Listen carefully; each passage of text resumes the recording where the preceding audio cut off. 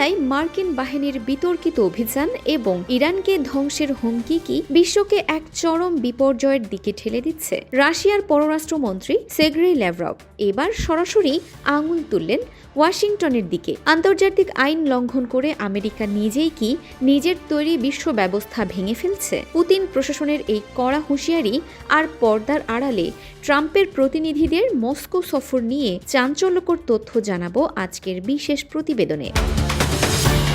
দর্শক, মস্কোতে এক সংবাদ সম্মেলনে রাশিয়ার দীর্ঘকালীন পররাষ্ট্রমন্ত্রী সের্গেই ল্যাভরভ মার্কিন যুক্তরাষ্ট্রের পররাষ্ট্র নীতির তীব্র সমালোচনা করেছেন। তিনি ভেনেজুয়েলার প্রেসিডেন্ট নিকোলাস মাদুরোকে উৎখাত করার জন্য মার্কিন অভিযানকে আন্তর্জাতিক আইনের চরম লঙ্ঘন হিসেবে অভিহিত করেছেন। ল্যাভরভের মতে, ওয়াশিংটন এতদিন ধরে যে আন্তর্জাতিক ব্যবস্থা তৈরিতে বিশ্বকে সহায়তা করেছিল, এখন তারা নিজেরাই সেই ব্যবস্থাকে ভেঙে চুরমার করে দিচ্ছে। তিনি স্পষ্ট করেছেন যে রাশিয়া তার মিত্র দেশ ভেনেজুয়েলার সাথে চুক্তিতে প্রতিশ্রুতিবদ্ধ এবং এই হীন পদক্ষেপ কোনোভাবেই মেনে নেওয়া হবে না।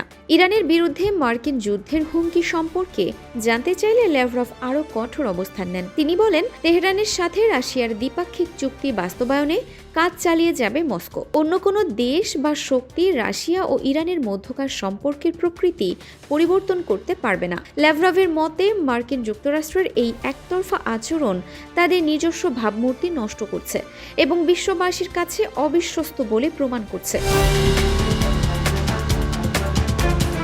আমেরিকার এই গুন্ডামি নীতি বিশ্বকে এক দীর্ঘস্থায়ী যুদ্ধের দিকে নিয়ে যেতে পারে বলে আশঙ্কা প্রকাশ করেছেন ল্যাভরভ। রাশিয়ার মিত্রদের ওপর আঘাত আসলে মস্কো চুপ থাকবে না, এই ইঙ্গিতই এখন আন্তর্জাতিক রাজনীতিতে উত্তাপ ছড়াচ্ছে। আমেরিকার এই আগ্রাসী নীতি কি শেষ পর্যন্ত এক ভয়াবহ বিশ্বযুদ্ধের জন্ম দেবে? ট্রাম্পের প্রতিনিধিদের মস্কো সফর কি পারবে ইউক্রেনের শান্তি ফেরাতে? আপনার মূল্যবান মতামত আমাদের কমেন্ট বক্সে জানান।